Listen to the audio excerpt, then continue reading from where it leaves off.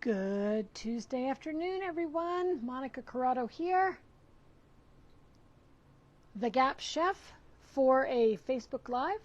I'm hoping that you can hear me. That would be grand. Let me see if I can turn up the volume a little bit. Turning up the volume. Okay.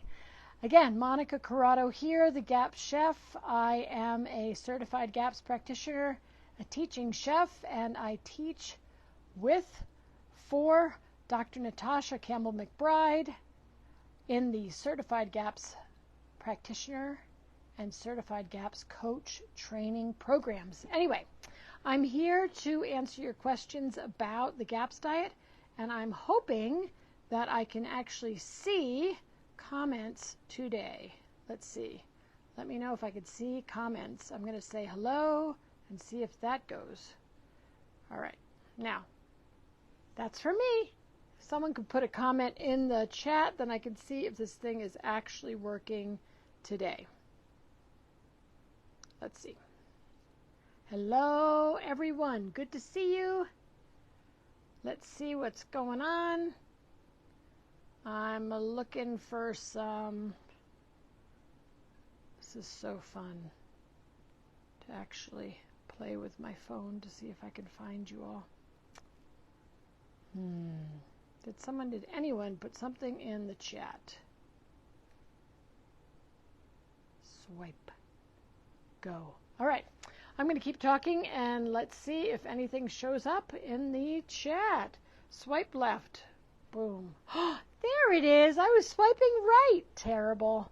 Hello, Louisa. Hello, Melanie. Hello, Alina. Hello, hello. Good to have you with me. Howdy do. Good to have you. Okay, so a couple things, folks. I am not a medical doctor, so I will not be able to talk about any healing, etc.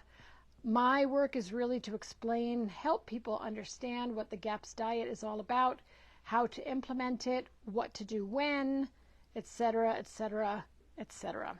So, today I thought I would talk a little bit about GAPS shakes, and I would talk a little bit about juicing, because I'm seeing some questions on different forums, and I want to make sure that the accurate, correct information is getting out.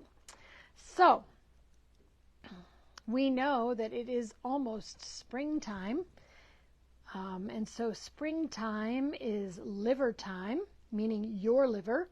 It's also the liver meridian and gallbladder, and so it's a wonderful time to be doing things to assist, support, nourish, strengthen, cleanse your liver right now.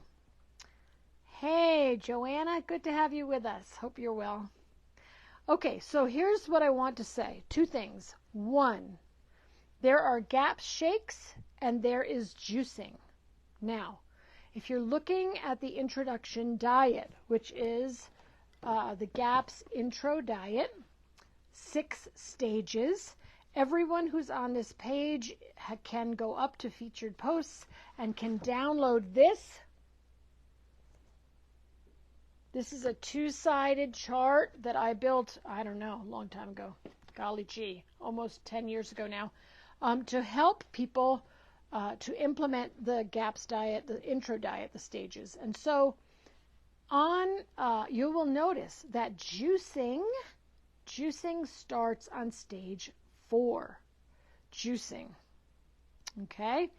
And juicing starts very slowly. It's a really good idea for you to get it's called a slow masticating or slow cold extracting juicer, so that you can get all the goodness of the juice, none of the fiber, and also retain the enzymes. That's why we go for cold press or cold extracting or slow masticating. They are all, masticate means chew, right? So they're all the same thing. Different companies call them different things, but you're looking for cold or slow juicer to retain the enzymes. Now, juicing is all about cleansing, and cleansing really begins in stage 4 of the intro diet. Stages 1, 2, and 3 are they're building stages, they're nourishing stages. We're still nourishing through 4, 5, and 6, but on stage 4, we are beginning to bring in those foods, specifically juice, that will help the body cleanse.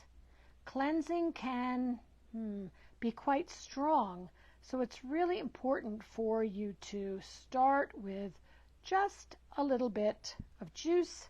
Usually it's carrot juice.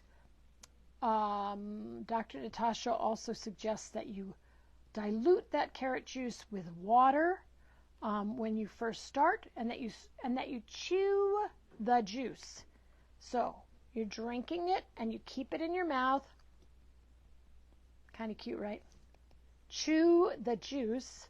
Let it go back and forth in your mouth, side to side. That will activate the enzymes. It'll start the digestive process. It will also get your body ready to receive the juice. So we're going to chew the juice. We're going to dilute the juice. And we're going to start with carrot juice. And always, a couple quick things.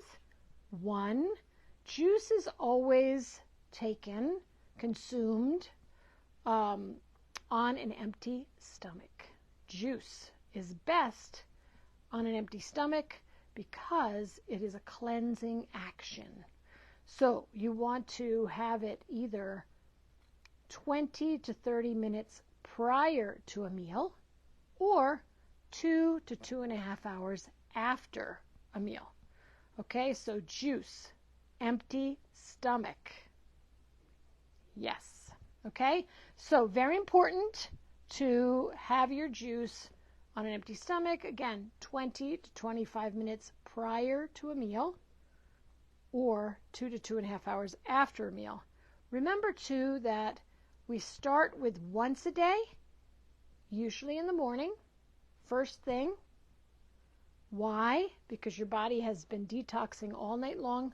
We want to harness that detoxification energy by having some juice, right? And then 20, 25, 30 minutes later, you can have your breakfast. And then we can build in a second glass of juice in the afternoon, again, 2 to 2.5 hours after your lunch, and 20 to 30 minutes prior to your dinner, right? So empty stomach, twice a day, juice. Stage 4.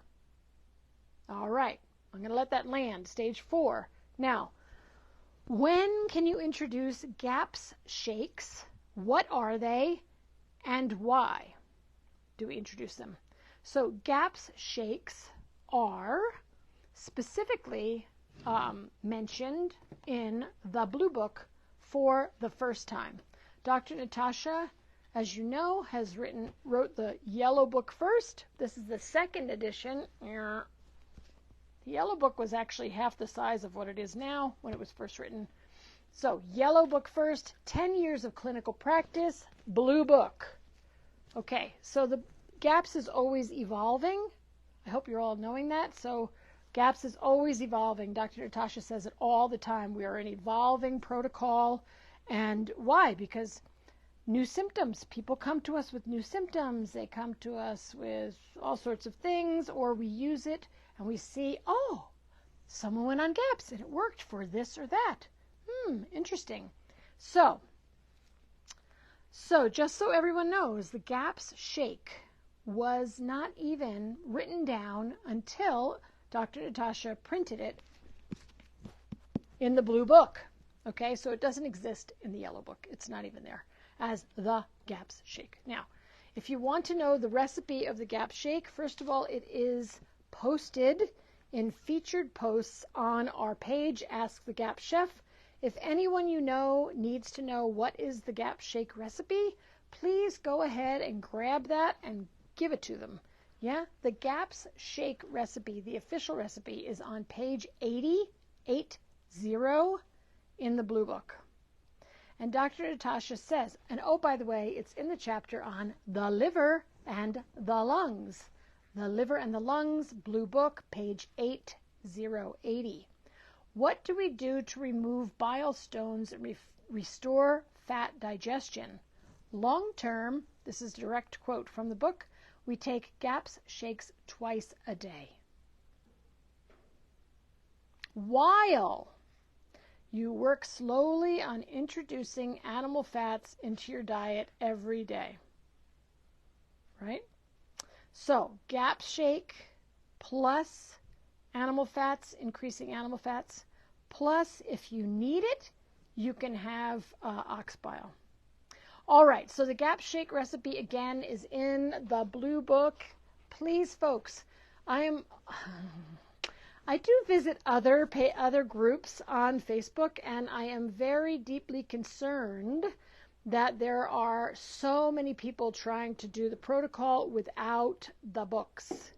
That's why to be in this group, you have to have read either yellow or blue so that I can assume a certain level of knowledge, right? We always go to the yellow book or the blue book first, or gaps.me under FAQs, frequently asked questions, and we look there for our answers to what to do with GAPS. What to do, how to do, why to do, when to do, blah, blah, blah. It's all there. So please do share your books with your friends. Please do let people know that they should be reading the books. At this point, the yellow book has been translated into more than 10 languages, maybe 12, maybe 20. I don't know. A lot of languages. And so that's no longer a barrier, or shouldn't be. And my book is being translated into Italian, French, Spanish, and German, so that everyone can learn to do the cooking techniques in their native language. It's just a beginning, but we're getting there. So do look at the GAPS shake recipe. Just a couple things. What do we make the GAPS shakes out of? We make them from carrot, 2 to 3 apples, that's usually small apples, or pineapple, equivalent amount, celery, beetroot, white or red cabbage, lemon, and some greens. To this juice, add 1 to 2 raw eggs, the yolk and the white. That's the whole egg. The more eggs, the merrier. And 4 to 5 tablespoons of homemade raw GAPS sour cream. That's also known as cultured cream. It's also known as creme fraiche. It is cream, raw cream that you culture with something, usually yogurt culture, sometimes kefir culture. All right. Again, if you can't bring in cultured dairy yet, then you bring in some other, right, fat, either ghee or butter or coconut oil, tallow, all sorts of other things, which is a wonderful thing to do. All right. And then you start with 1 to 2 tablespoons a day.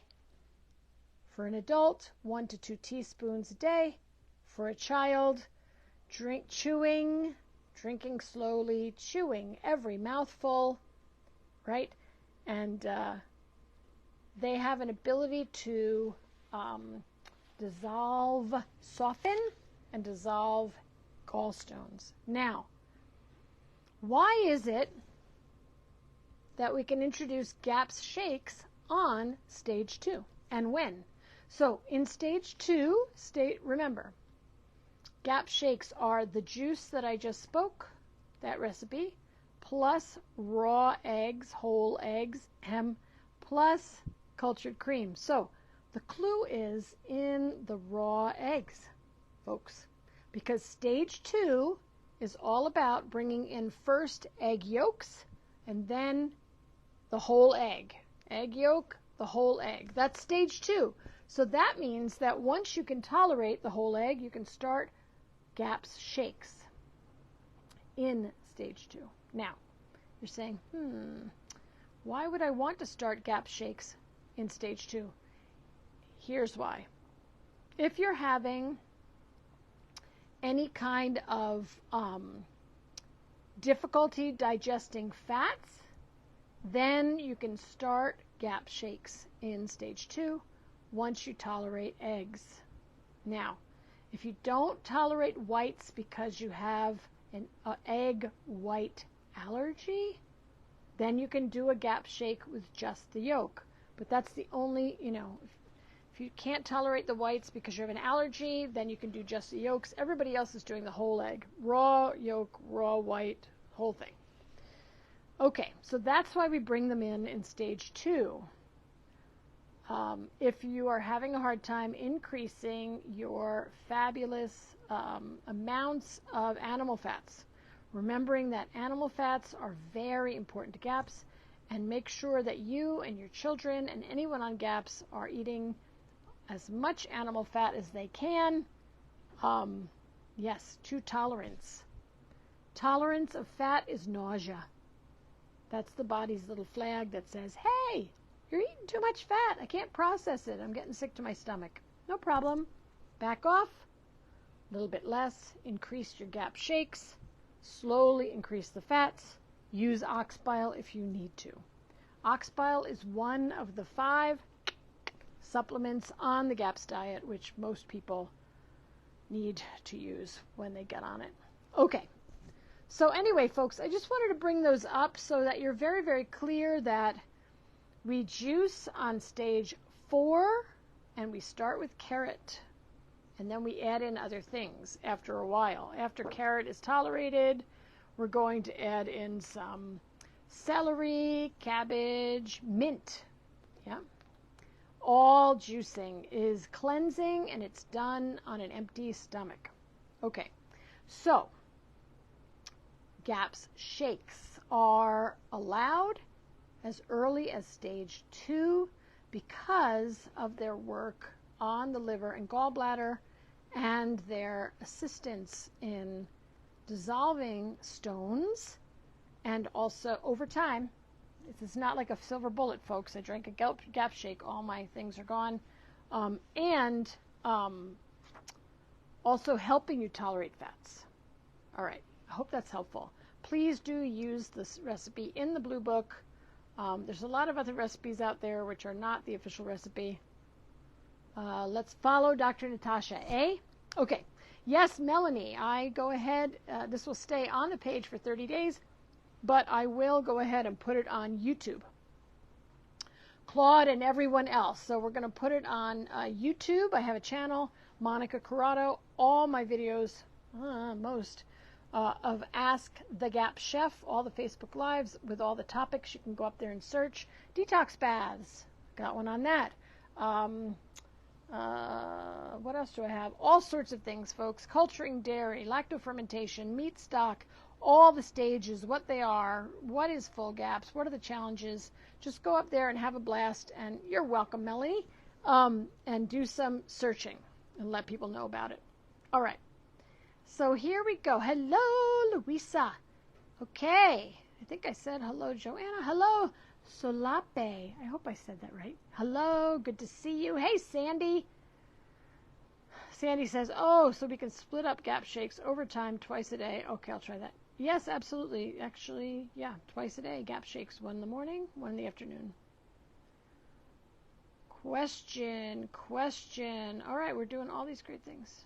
La la la la la la la la. Look at all these great things. Let's see what's going on. I'm going to take some questions. Okay. Sandy asks, oops. Oh my God, Sandy, that's huge. I made my chicken stock and I added some bones I had in the freezer from the last couple of batches. Okay, that's not officially GAPS, but you can do that. Remembering we're always using raw bones or raw carcass, right? Raw or even frozen, but we're not reusing bones usually. Okay. I had 1 to 2 quarts of it yesterday, and today I had a low back muscle spasm that I haven't had in like 3 to 4 years. Wondering if it's a lack of water. Always low back pain can be lack of water. I'm not sure about spasm. Maybe glutamates from the already cooked bones. I also used too much water because of those bones and it didn't gel up well. Yeah, so one more time with feeling, folks. Sandy, great question for everyone, newbies and oldies. I'm not calling you old, Sandy. I just know you've been with me for a while.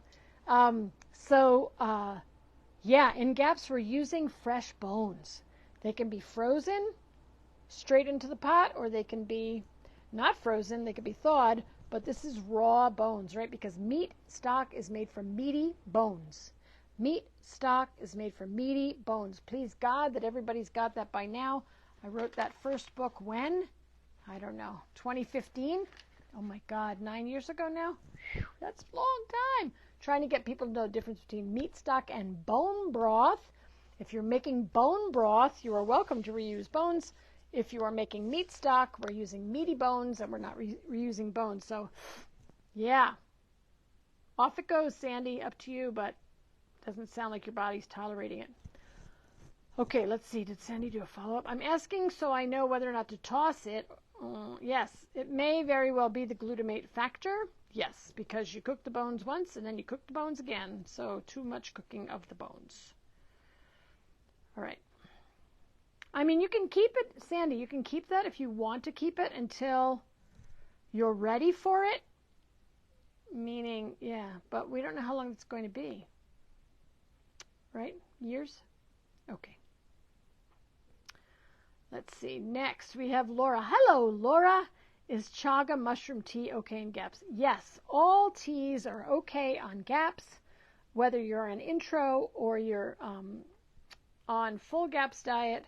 There are 3 teas that are specific to the diet that I've done a video on. What they are, why we use them, why we drink them, when we drink them, blah, blah, blah. And they are specific to digestion, really. But you may absolutely make mushroom tea on GAPS. You may absolutely make nettle tea, dandelion tea, lemon balm tea, any of those beautiful herbs. We want to make sure that they are clean, just like everything else on the diet. They are not irradiated. They are organic or wildcrafted from clean areas. Yes. So nice you have chaga mushrooms in your forest. What a blessing. Yes, good for you. Okay. Claude is saying, hello, Claude. I'm looking for a low-carb, low-oxalate vegetable for juicing because I am on no-plant keto GAPS. Okay, so no plant keto GAPS is no juicing. Okay, here we go. Decided to do a tiny bit of juicing because I'm in need of additional detox support. So Claude, I would look at all of my videos on detoxification because there are a million things you can do for detoxing. Are you outside in the sun for at least 20, 30, 40 minutes a day, no matter what, right, what latitude you're at? I think that's right. Are you in the sun every day? Are you walking barefoot every day? Unless it's snow and freezing, bad idea. Are you going for saunas? Are you doing Epsom salt baths? Are you doing, I got to tell you, Claude, I don't know if you're doing this or not, but the number one detox that Dr. Natasha says over and over again every time we teach together is the enema. So whether or not you have a constipation problem, folks, enemas are a wonderful detox. Once a week, coffee enemas are even better. I would go there first if you're trying to do, again, I don't know why you're on no plant keto GAPS. Okay, what else do you recommend that would be low carb and low oxalate? No idea. I don't actually look at oxalates, folks. I know that there are people who have massive reactions to oxalates. Most of the time, oxalates that come up are beets, very high in oxalates. So, yeah, beets, spinach, right? I believe those dark green leafies. But I suggest that you do something other than juicing if you're doing no plant. Everybody, I suggest you're doing something other than juicing if you're doing no plant because you're doing no plant. Now, I don't know why you're doing no plant. There are only specific reasons to do no plant that Dr. Natasha has. If you're doing no plant, high keto, maybe it's because of blood sugar, maybe it's because of seizures. I don't know. But in any case, I would look to other detox methods before I started juicing on no plant. That's for everybody. Okay. One more thing about oxalates, everybody, is that Dr. Natasha's official, what she has said is if they really bother you, keep them out until you can bring them in. Most people shouldn't have a problem, but some people are really having problems, which we're sad about. But, keep them out until you can bring them in if you have problems with oxalates. All right, let's see. Ha! Sandy's going to give it to the cat. Perfect. All right. All righty. Let's see. Where am I going now? I'm looking at these things. I'm scrolling, folks. Okay. Kathleen. Hey, Kathleen. Just found small chunks of tallow I fed my 18-month in her diaper. She's always done really well with fat. What could I make of this?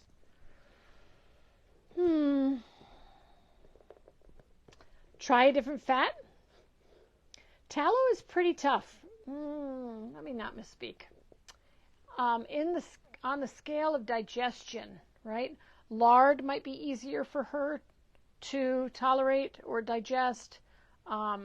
Duck fat might be easier. Different fats have different levels of saturation. Tallow is one of the most saturated of the animal fats that we eat, so maybe just shift to a different fat. The other thing is you could start giving her beautiful thinking castor oil pack on the liver. No, castor oil maybe just massaged on the liver. I would probably just start, Kathleen, with a different fat and see how she does. Is she in any distress? That's the other question. So I would look at, is she in any distress? Hopefully not. I would switch out the fats to a different fat that's a little bit less saturated. I would also be using the skin. For everyone, should be using the skin as a way to get more fat into the body. So if she's not being able to tolerate or digest tallow, put the tallow on her skin. In her nappy area, which is what we call it, Dr. Natasha calls it the nappy, the diaper area, on the arms and legs, on the chest, get that tallow on her and just switch up your fats and see how she does. That's what I would do. Good job, Kathleen, getting that fat into that child. Okay, Vlad says, let me get to another fat question.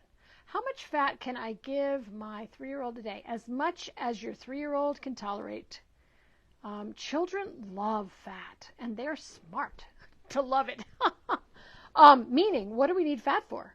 Brain function, all of the hormones, stress hormones, sex hormones, all sorts of things. So make sure that you are giving your children as much fat as they can tolerate. Meaning, I would start with, kind of fun, I would aim first for about 4 tablespoons a day. See how your child tolerates that. Again, we never start at 4 tablespoons. We start with where are you now, and then increase a little bit. See how the child does, then increase a little bit more.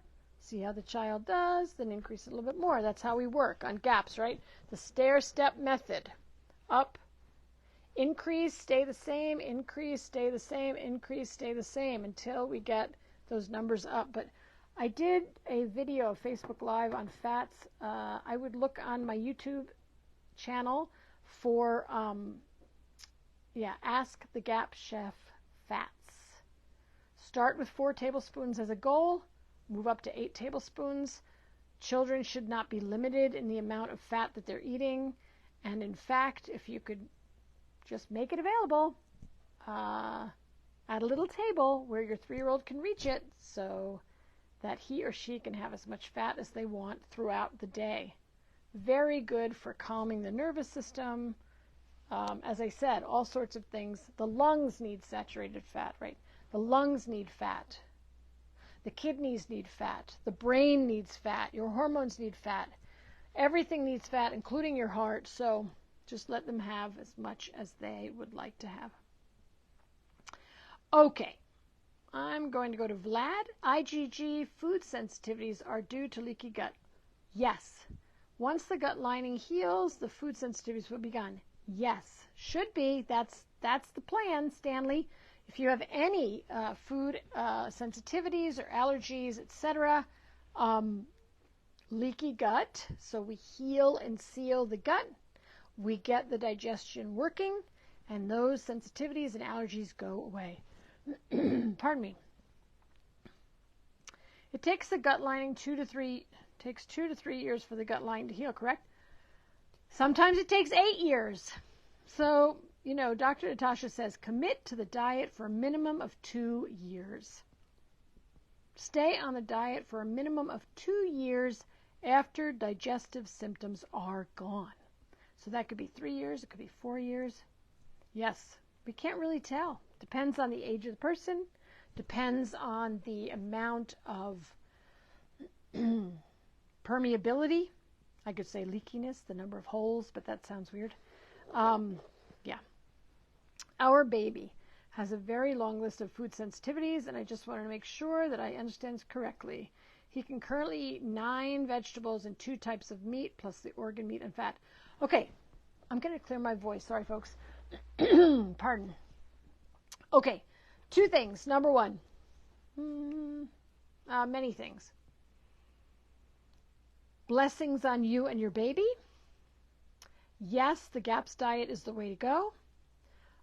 Vegetables are not required, so drop them. They're not necessary for your child, and they can, in fact, cause more damage. Fiber and vegetables can cause more damage. So, if you have a baby, I don't know how old your baby is, I would highly suggest, this is the word according to Monica and my understanding of the GAPS diet as a GAPS practitioner, I would drop all the vegetables. I would be giving that child lots of meat stock, lots of meat, lots of organ meat, lots of fat. I would be looking at, just look at no plant GAPS and see what that looks like, and do that for maybe 6 months, and then let's see how your child is doing. You're on the right path, so blessings to you. Don't worry about how many the child can't eat right now.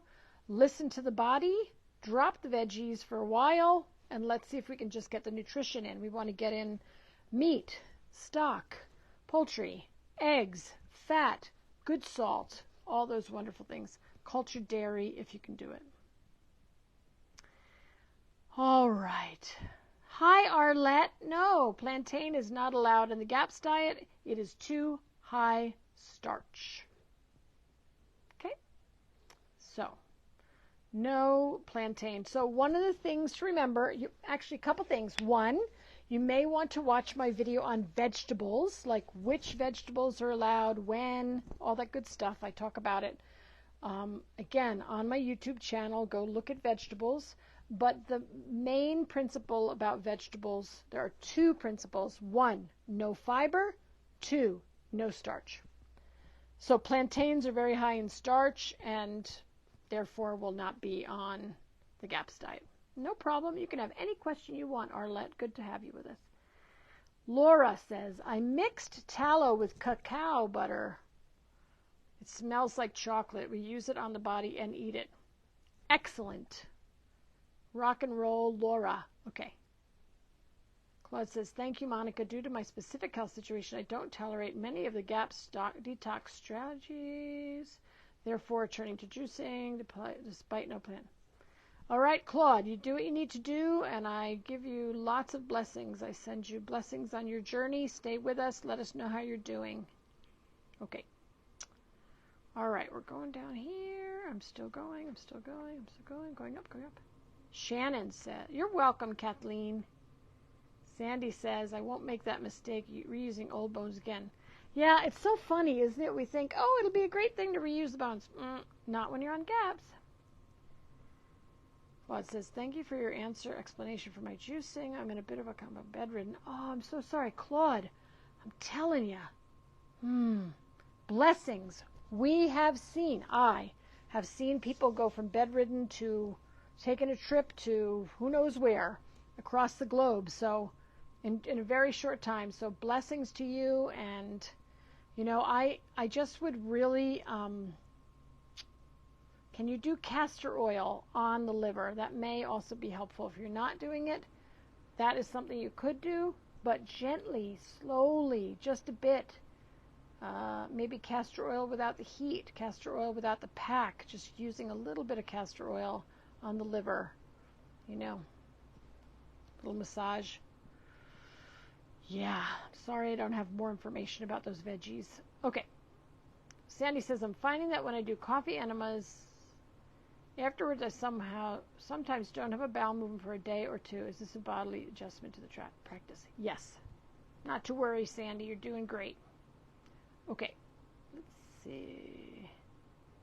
La, la, la, la, la. Okay. All right. Just so folks know, I'm going to have to jump off right at the bell at the hour. Top of the hour, I have a client, but I'll get as many of these answered as I can. Okay. Hi, Monica. Hi, Cassie. All right. I hope it's okay to ask here, where can I go to learn about coconut milk kefir? We can't do dairy yet, but still want to consume kefir. Got grains, but heard they won't grow and won't last in just coconut milk. What do I do in taking a break? So many questions. Where do I go to? La. Yeah, golly. Coconut milk kefir. Sorry, I do that. Thinking. So first of all, you'd have to get your own coconut milk, right? So on GAPS, we don't use canned coconut milk. We use fresh coconut milk that you get from a coconut. Yeah, I hope you're doing that. And then I would use, I might use water kefir grains for that instead, because remember that milk kefir will not survive on coconut milk, right? Grains for kefir that's made with milk or cream, dairy, will not survive well on coconut milk. Coconut milk is a fruit, vegetable, nut, depending on how you classify it, but I would use water kefir grains. I would start with that. I would also jump to Cultures for Health online and see what they've got there, because they are very, very wonderful with education. They may be able to answer your question better than I can right now. So I would, I would suggest using water kefir grains for coconut milk kefir, because you're making the coconut milk yourself. It's not that thick guar gum gunk stuff that we buy in a can, that we never buy on GAPS. That may be helpful. Hello, Dill. How are you? Hello, Priscilla. You're welcome, Cassie. Priscilla, can you make a batch of kefir from kefir? What do you think, Priscilla? I'm going to smile at you. I do have this answer in my book about 3 different ways to make kefir. So tell me what you think in this little comment, and I'll answer you in just a moment. Please see my question. Melanie, where are you, Melanie? I'm going, Melanie. I'm trying to find you. Where are you, Melanie? Up, liver. You were next. Liver pain and fullness. How long of GAP shakes and coffee enemas before I can do my first liver flush? I want to let a year. Yeah, Melanie, I'm sorry. I'm not sorry. Dr. Natasha is not really that big on liver flushes or gallbladder flushes. This is according to us, what I heard from her in January, and we were teaching together. She was teaching. I was there for the class and helping with the cooking questions. Really, we should be using GAP shakes and coffee enemas. I would suggest castor oil packs on your sweet liver. Start with just castor oil, rubbing it every night before you go to bed, and then add the castor oil pack, which is either a hot water bottle or it's your own body temperature when you use one from like Queen of Thrones or something. So yeah, liver pain and fullness, liver pain. I would also look into acupuncture for liver pain and fullness. I would also look into using lemon juice every morning in my water. Lemon is specific to the liver. I would also look into beet kvass and beets. If you want, Melanie, jump on my YouTube channel and find the Ask the Gap Chef on the liver. I just posted it this morning for someone else, but that has a lot of information about how to work with the liver. Yeah, I would be doing those things prior to doing your first liver flush. If you're in pain, listen to this, everyone, very important point. If you're in pain in your liver, that could mean, I'm not a medical doctor, it could mean that you have not only congestion, but possible stuck places, maybe little stones. You do not want to do a liver flush if you've got stones, because they can get stuck, and that would be very bad. So we want to continue to dissolve those stones. You may also want to try some Chanca Piedra tea, Chanca Piedra to help dissolve the stones. But if you're in liver pain and fullness, it's not the time to do a liver flush. You really don't want to be in pain and fullness when you do a liver flush. So keep doing these other things and see if you can. Yeah. I really suggest you go to an acupuncturist. I had my acupuncturist throw some needles in my liver just yesterday, and my liver's feeling pretty good. All right. I hope that's helpful. All right. Oh, the other thing is, let's see. All right, never mind. Here we go. I'm going to go to... Can I go with an inexpensive cold-pressed juicer? Yes. The good ones seem to be hundreds of dollars. I'm going to put some juicers on my website. Probably, I don't know if it's going to be today or tomorrow, but yes, you can absolutely go with an inexpensive one. You can get a good one for about $100, maybe a little bit less, maybe a little bit more.